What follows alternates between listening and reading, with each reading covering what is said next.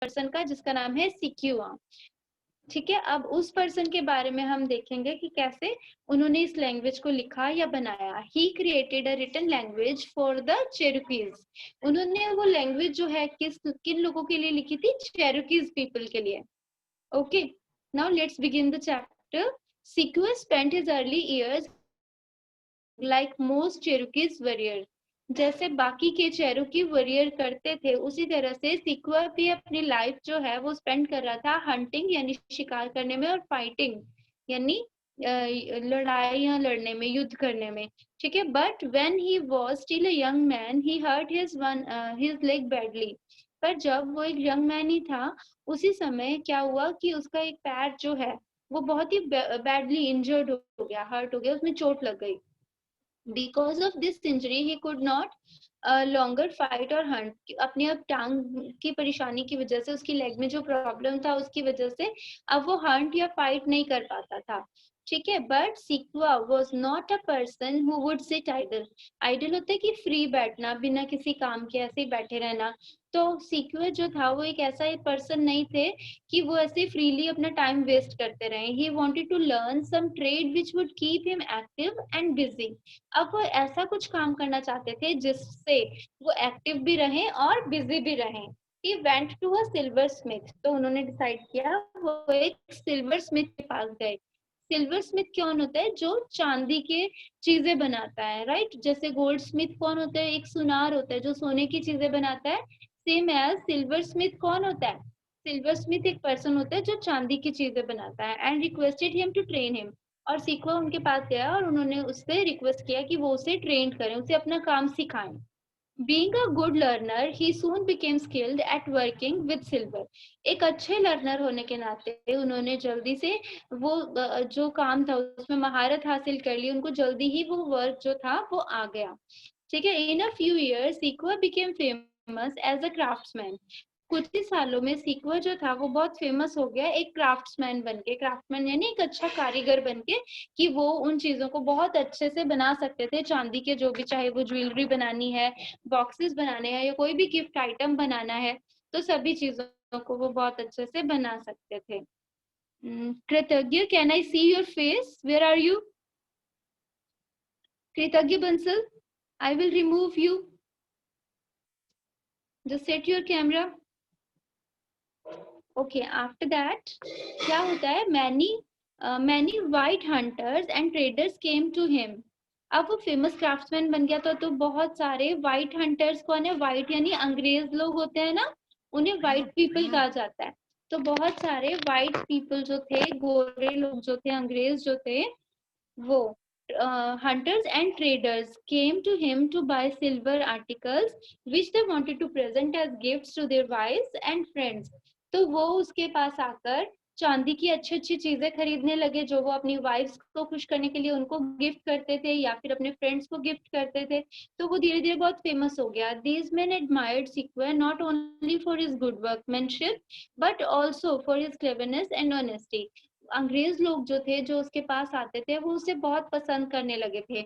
इसलिए नहीं कि वो सिर्फ एक अच्छा कारीगर था, बल्कि इसलिए भी क्योंकि वो बहुत ही चालाक और ईमानदार पर्सन था। Sequoyah admire the white man too. Sequoyah को भी बहुत अच्छे लगते थे वो अंग्रेज लोग। He was particularly interested in the letters and newspaper they read. वो हमेशा इंटरेस्टेड रहता था उन चीजों में जो भी चीजें वो लोग पढ़ते थे, है ना। जो भी जैसे न्यूज़पेपर या लेटर्स जो भी वो पढ़ते थे, वो रीड करते थे चीजों को, तो उसको ना बहुत अच्छा लगता था कि ये लोग क्या पढ़ते हैं, उसको पता नहीं होता था कि क्या है वो। The white man told him that the letter and the newspaper they read come from places। अंग्रेज लोगों ने बताया कि जो न्यूज़पेपर या जो मैगजीन या लेटर्स वो पढ़ते हैं वो बहुत दूर से आए हैं उनके पास। which were hundreds of miles away। लगभग 100 या 1000 मील दूर से। The idea of sending messages on leaves of paper amazed Sikwa। अब लीव्स ऑफ पेपर यानी कागज के टुकड़ों के ऊपर कुछ भी लिखकर मैसेज किसी दूर वाले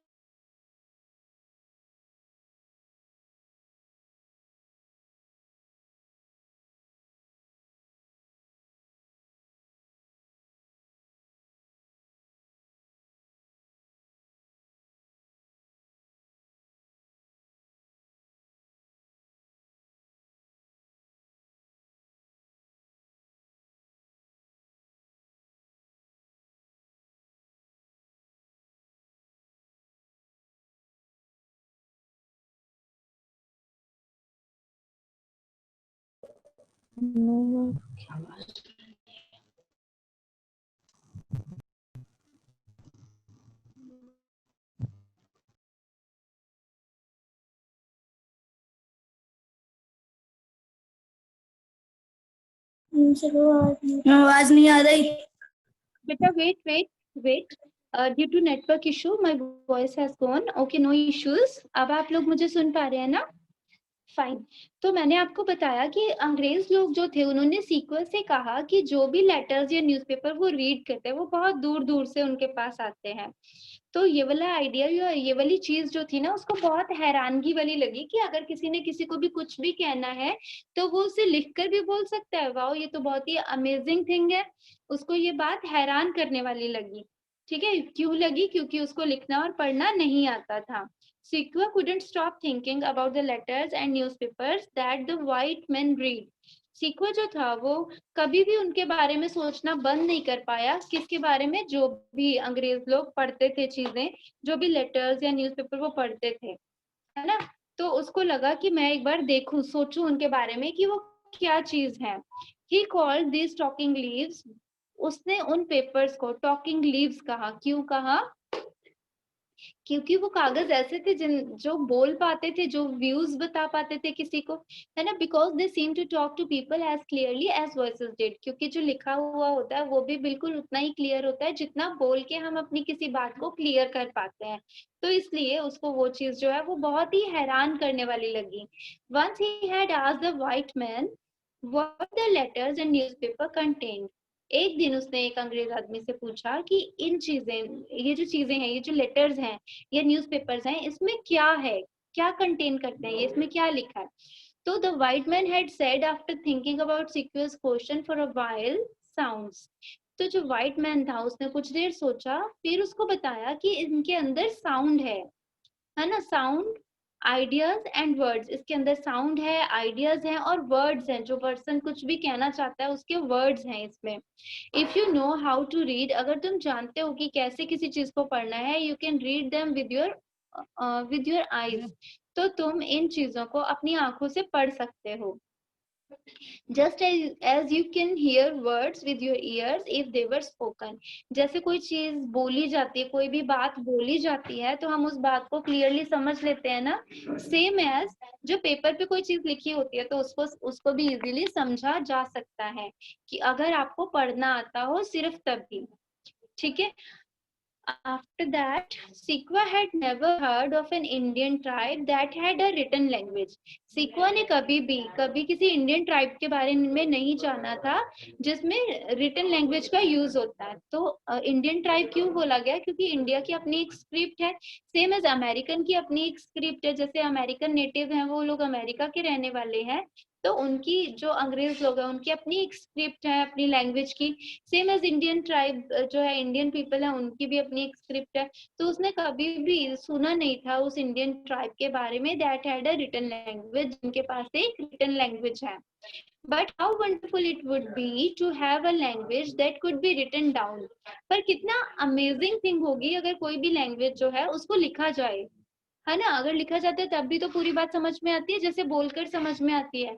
लेकिन उसने इससे पहले कभी इस चीज को समझा नहीं था, कभी जाना नहीं था, तो इसलिए उसको ये बात बहुत ही अमेजिंग लग रही थी, उसको हैरानगी हो रही थी इन चीजों को सुनकर। ठीक है। After that, if indian if Indian chiefs could send talking leaves to one another, it would be almost as good as gathering for a meeting and talking about things. अगर इंडियन पीपल जो हैं, अगर वो talking leaves एक दूसरे को भेजते हैं, आप टॉकिंग लीव्स क्या है? मैसेजेस जो आप लिखकर भेजते हो उनको वो टॉकिंग लीव्स कह रहे हैं ना। तो टॉकिंग लीव्स अगर वो एक दूसरे को भेज सकते हैं जब वो मिल नहीं पा रहे हैं और अपनी बात किसी को कहना चाहते हैं, तो नहीं मिल पा रहे तो उसके बदले में वो टॉकिंग लीव्स दूसरे लोगों को पहुंचा देते हैं अपनी बातों को क्लियर करने के लिए। They could exchange ideas through talking leaves. वो अपने आइडियाज को एक्सचेंज कर सकते हैं टॉकिंग लीव्स के जरिए। Even when it might be impossible for them to meet, even when यानी कि तब भी जब वो लोग एक दूसरे से मिल नहीं सकते। These were the thoughts that came to Sequoyah's mind. तो यही थॉट्स थे जो सिक्वा के जो दिमाग में आ रहे थे कि अगर हम लोग भी ऐसा कुछ कर लें तो कितना अमेजिंग हो जाएगा कि हम किसी से मिल नहीं पाएंगे तब भी अपनी बात उस तक पहुंचा पाएंगे। ठीक है। Sequoyah started learning the white man's alphabet. अब सीक्वा ने शुरू किया अंग्रेज लोगों की लैंग्वेज के जो अल्फाबेट्स थे उनको सीखना। Very soon he learned all that he could learn about it. और जल्दी ही वो उन सब चीजों के बारे में समझ गया जो उसने सुना था। There were 26 marks in it. वहां पे 26 मार्क्स थे। 26 अल्फाबेट्स होते हैं ना, तो 26 मार्क्स उसने बोला कि 26 मार्क्स थे जो उसको लर्न करने थे उस लैंग्वेज को जानने के लिए, बस वही उसने कर लिए। Each mark was shaped a letter differently from the others. और हर मार्क जो है वो दूसरे से डिफरेंट था। जैसे ए लिखते हो आप, ए बी से डिफरेंट है ना, इसी तरह अल्फाबेट जितने भी हैं 26 अल्फाबेट्स हैं, सभी एक दूसरे से डिफरेंट है, एक दूसरे से सिमिलर तो नहीं है ना। तो इसी तरह से वो भी उसने देखा कि सारे अलग अलग तरीके के हैं। In 1809, Sequoia began to work out a system for writing down the Cherokee language. और फिर 1809 में जो सीक्वा था उसने डिसाइड किया कि वो एक सिस्टम बनाएगा अपनी लैंग्वेज को भी लिखने का। जो लैंग्वेज उसकी होगी वो कौन सी होगी? चेरुकी लैंग्वेज। चेरुकी लैंग्वेज इसलिए क्योंकि वो लोग चेरुकी पीपल हैं, ठीक है, तो उनकी लैंग्वेज उन्हीं के नाम से हो गई। He listened very carefully to each sound that his friend made when they spoke. उसने उन सारे अल्फाबेट्स को ध्यान से सुना कि क्या साउंड कौन सा अल्फाबेट प्रोड्यूस करता है जब उसके फ्रेंड्स वो बोलते थे, है ना। जिनको इंग्लिश बोलना आता था जब वो बोलते थे तो वो बड़े ध्यान से उनको सुनता था। He did not let even a single sound escape his attention. Even उसने एक सिंगल साउंड भी छोड़ा नहीं जिसका उसको साउंड ना पता हो, है ना। He did not let even a single sound escape his attention. मतलब एक भी वर्ड जिसका साउंड जो निकल रहा है वो उसने ऐसा नहीं किया कि उसने निग्लेक्ट कर दिया, उसने सारी चीजों को ध्यान से सुना। Then he invented marks for all the sounds that Cherokees used when they spoke. उसके बाद उसने इन्वेंट किए वो सारे मार्क जो चेरोकी लैंग्वेज बोलते टाइम लोग यूज करते थे। He wrote these marks on pieces of bark. इस समय उसने भी ये सारे मार्क्स जो हैं वो कागज के टुकड़ों पे लिखे। At last, Sequa's alphabet was completed. Last में सीक्वा के जो अल्फाबेट्स थे जब उसने हार्डवर्क किया तो वो कंप्लीट हो गए। एक एक साउंड को उसने क्लोजली ऑब्जर्व करके अपने जो अल्फाबेट्स थे वो बना लिए थे। There were 86 marks in it. ठीक है, इंग्लिश अल्फाबेट्स कितने होते हैं? 26। लिख की लैंग्वेज में कितने मार्क्स थे? 86। ठीक है। After that but each mark stood for a whole syllable. पर हर मार्क जो है वो पूरे सिलेबल के लिए था। सिलेबल क्या होता है? जैसे कोई भी वर्ड को बोलने का तरीका, जैसे आपने बोला कारपेंटर, तो इसमें 3 सिलेबल यूज किए, कार, पेन और टर। ठीक है, तो इसी तरह कोई भी वर्ड अगर हमें बोलना होता है तो उसमें सिलेबल्स यूज होते हैं। तो इसी तरह से उसने जो लैंग्वेज बनाई, जो मार्क्स बनाए, वो एक सिलेबल के लिए 1 मार्क था, रेदर देन अ लेटर, एक लेटर से different. Because his marks stood for syllables, क्योंकि उसके जो मार्क्स थे वो सिलेबल्स के लिए थे। His alphabet is now called a syllabary. और उसके जो अल्फाबेट्स थे सॉरी, उसके जो अल्फाबेट्स थे उन्हें सिलेबरी कहा गया। It was the first syllabary ever invented by one man. जो सबसे पहली बार ऐसा हुआ था कि सिर्फ एक आदमी ने ही सारी सिलेबरी बना दी थी। ठीक है, the English alphabet took many hundreds of years to grow. I am sorry बेटा। जो इंग्लिश अल्फाबेट्स थे उनको कई 100 इयर्स लग गए थे बनने में, but Sequoyah working all by himself. पर सीक्वा ने वो लेटर्स जो है अकेले अपने आप से ही तैयार किए थे। Worked out a complete system of writing in just 12 years. तो उसने सिर्फ 12 इयर्स में ही अपने सारे अल्फाबेट्स को कंप्लीट कर दिया था।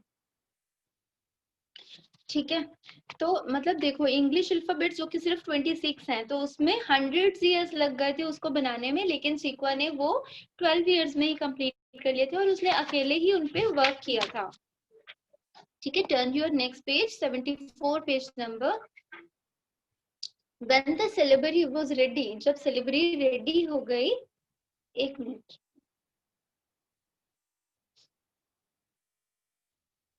fine.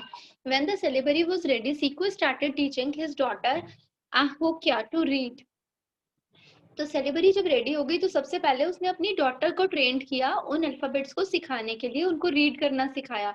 और उसकी बेटी का नाम क्या था? अहोका। ठीक है, उसके बाद she was only 6 year old but she learn the syllabary easily. वो सिर्फ 6 years की थी लेकिन उसने इजीली वो सारा सिलेबल जो था वो रीड कर दिया और उसको याद भी हो गया। She could soon read any messages her father wrote using the syllabary. वो बहुत जल्दी अपने पापा के लिखे हुए शब्दों को पहचान लेती थी और उन्हें रीड कर लेती थी। उसने उन्हें जो फादर था उन्होंने अपनी बेटी को बहुत ही अच्छे से रीड करना सिखा दिया था।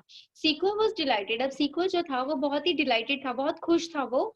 Now it was time to present his celebrity to the Cherokee people. तो अब उसने सोचा कि अब मैं अपने लोगों को ये सेलिब्रिटी इंट्रोड्यूस करवाऊंगा। He called in some of the village chief to explain his system of writing to them. अब उसने गांव के कुछ हेडमैन को बुलाया, कुछ बड़े बड़े लोग जो थे जिनकी जैसे जैसे पंचायत होती है, पंच होते हैं ना, इसी तरह लोग होते हैं और बहुत सारे। जब भी कोई झगड़ा हो जाता है, कुछ मैटर होता है तो उसे सॉल्व आउट कराते हैं गांव के बड़े लोग। ठीक है, उन सब लोगों को बुलाया to explain his system of writing, ताकि वो अपना राइटिंग सिस्टम जो है उसे एक्सप्लेन कर पाए। Speak now said to them. Sequoyah ने कहा उन्हें कि आप लोग बोलो अब। से व्हाट यू विल, जो भी तुम लोग बोलना चाहते हो तुम लोग वो बोलो। I will make marks on the talking leave, और जो भी तुम बोलोगे वो मैं एक पेपर पे लिखूंगा। Then I will call in अहो क्या, तो फिर मैं अपनी बेटी को बुलाऊंगा। Who is now in a place where she can not hear us, जो कि अब उस जगह पे है जहां से वो हमें सुन नहीं सकती। She will look at the marks and tell you what you said, और वो मार्क्स को रीड करेगी और आपको बताएगी कि आप लोगों ने क्या कहा था। The chief agreed. अब वो जो चीफ पीपल थे वो समझ गए, मान गए इस बात को। They talked and watched while he made.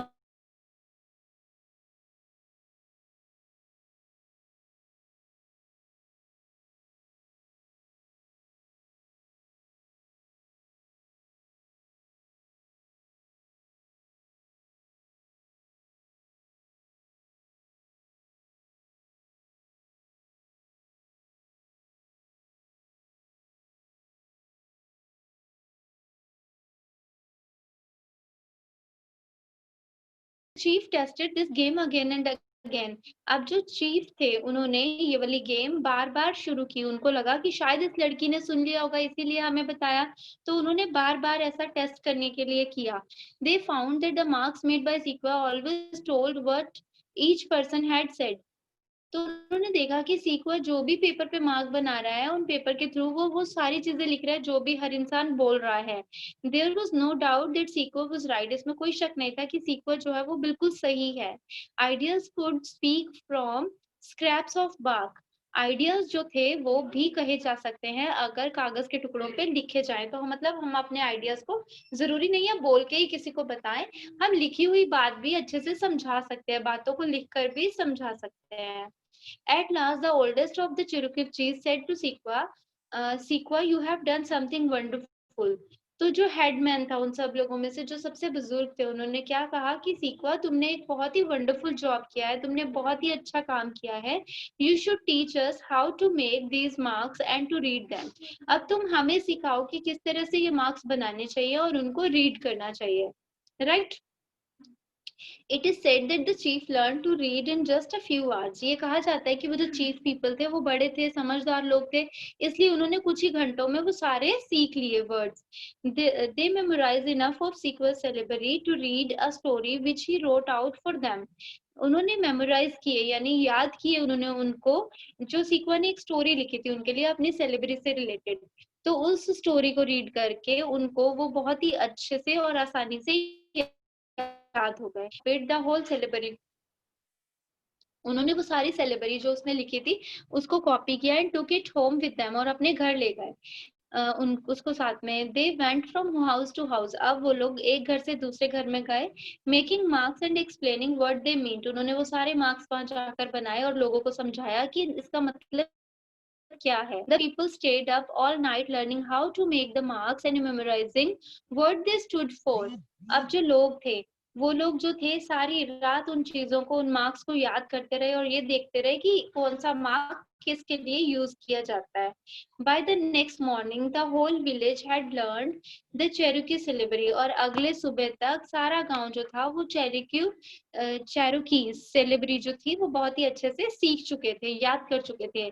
Knowledge of the syllabary spread to Cherokees in neighbouring villages and in other states. अब धीरे धीरे जो नॉलेज थी सिलेबरी की वो फैलने लगी, चेरोकीज लोगों तक तो पहुंची ही, आसपास के गांवों में, दूसरी स्टेट्स तक जाने लगी।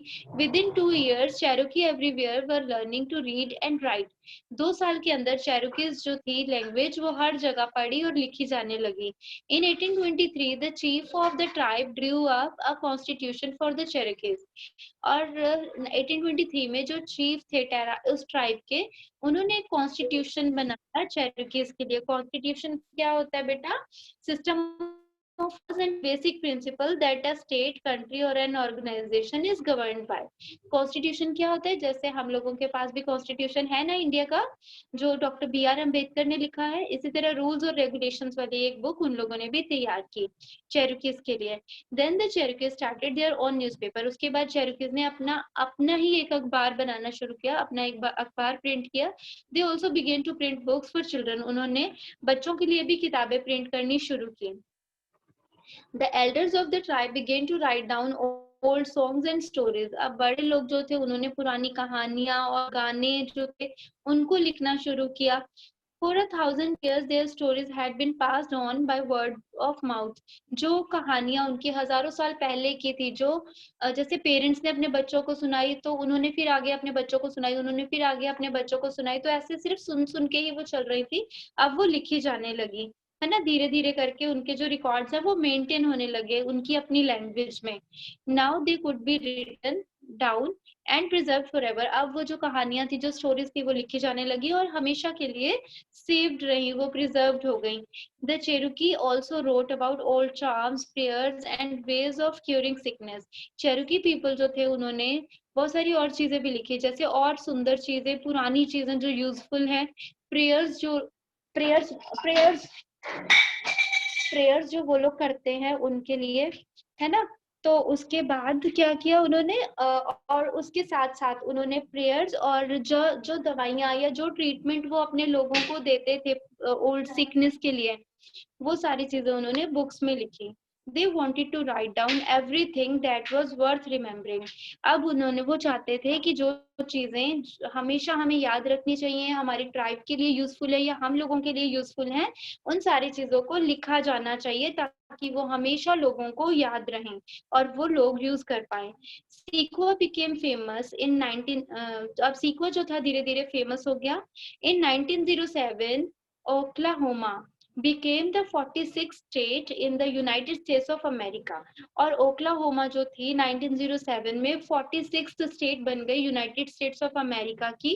This state was asked to send statues of 2 of its outstanding citizens to the Hall of Fame in Washington DC.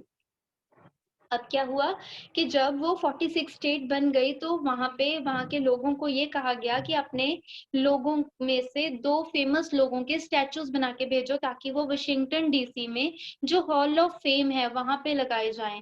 तो सीक्वा का जो स्टैचू था वो उन 2 स्टैचूज में से एक स्टैचू था जो भेजा गया, क्योंकि उसने वहां की लैंग्वेज बनाई थी, तो काफी महान काम किया था, बड़ा काम किया था। ठीक है। Later another tribute was paid to Sequoyah, और उसके बाद एक और ट्रिब्यूट उनको दिया गया ताकि लोग उन्हें हमेशा याद रखें, उनको सम्मानित करने के लिए। The giant redwood trees in California were named sequoia trees in his honour. बाद में जो जेंट रेडवुड ट्रीज हैं जिनके बारे में आपने जीके में पढ़ा होगा, कब बहुत बड़े विशाल पेड़ होते हैं वो, उसका नाम भी सीक्वा ट्री रखा गया ताकि उनको सम्मानित किया जा सके। किसको सम्मानित किया जा सके? सीक्वा को। ठीक है। After that the sequoia tree tower above other trees, just as the remarkable achievement of sequoia tower above the achievement of ordinary men. तो फिर जो सीक्वा जो था वो ट्री टॉवर था, जो बाकी के सारे छोटे छोटे पेड़ों में वो एक अलग सबसे बड़ा पेड़ होता था। सेम एज जो सीक्वा है, उसने भी बहुत ही बड़ा काम किया अपने ट्राइब के लिए, अपने लोगों के लिए, उनको इजी हो जाए जो चीजें, उसके लिए उसने बहुत बड़ा काम किया था। तो इसलिए वो भी एक टॉवर की तरह था, जैसे ऑर्डिनरी पीपल के बीच में सीक्वा था एक टॉवर जैसा, उसी तरह वो पेड़ जो थे वो ऑर्डिनरी ट्रीज के बीच में सीक्वेंट ट्रीज बने. ठीक है. So students, this was the chapter that is written by Dorothy Hedelstead. Okay, I hope you all have understood the chapter. Yes, ma'am. है ना? Yes, ma'am. Yes, ma'am. Yes, ma'am. बेटा just be mute. Okay.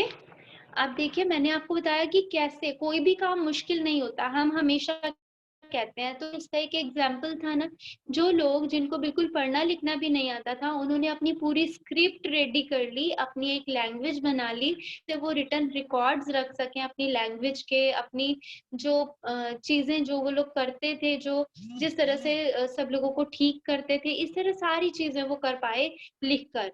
ठीक है. अपने records होते हैं तो हमारे पास हर चीज रिटर्न में होती है ना, और रिटर्न चीजें हमेशा यूजफुल है, क्योंकि जब चीजें हम सुन लेते हैं और हमें याद हो जाती हैं, लेकिन कुछ टाइम बाद वो भूल भी सकते हैं.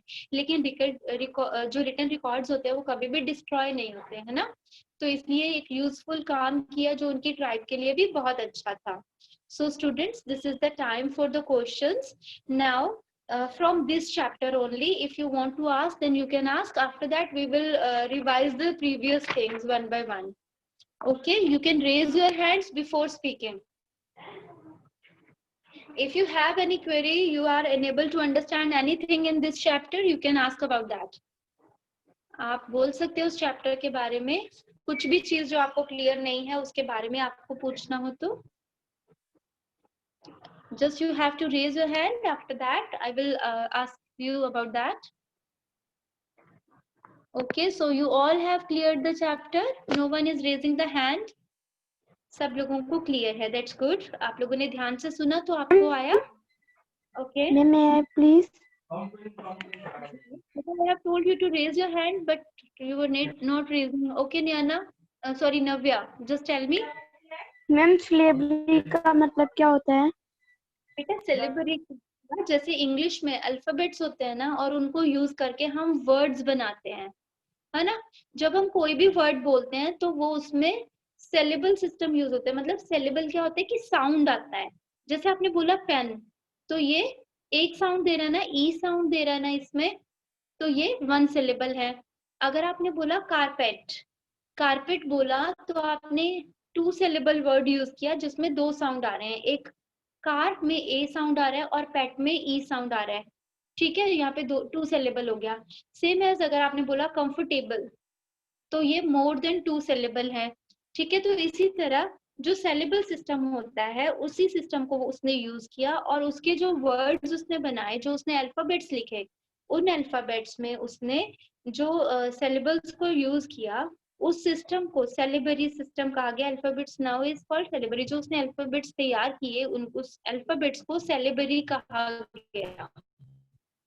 ठीक है, क्योंकि वो साउंड्स देते थे, अलग अलग तरह का साउंड प्रोड्यूस करते थे. Okay, any other question? No one? Ma'am जो अभी कंपटीशन होने वाला था वो पेंटिंग और मैम वो 9 पेंटिंग वाला होने वाला था मैम, वो कल होगा? हाँ जी बेटा, होगा होगा वो कंपटीशन. ओके, 13th को बोला था ना, तो 13th को होगा. Okay, after that let's start the questioning. Okay, I will ask some questions. So okay, first of all I will talk to who is this? Yugang. Okay Yugang, first of all tell me what was the name of the person who write the script for Cherokee people? Can you name that person? Ma'am Sequoia. That's right, good. Okay Ankush, can you tell me what was the work which mostly Cherokee warriors do?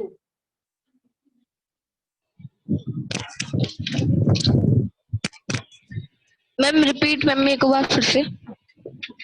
Okay, Cherokee, can you explain this work which Cherokee people or Cherokee warriors do?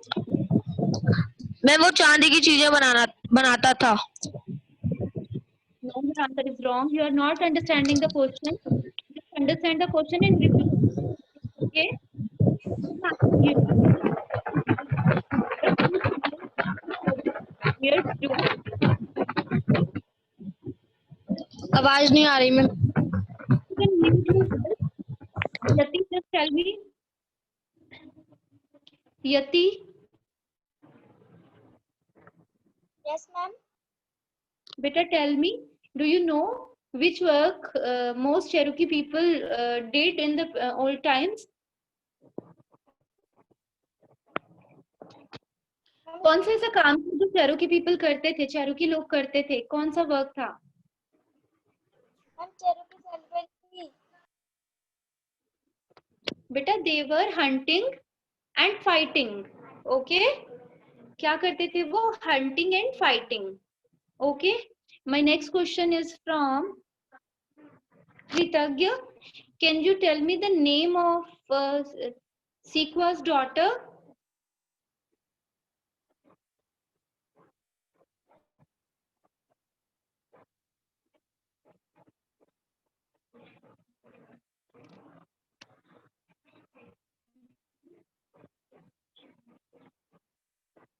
Kritagya, are you getting me?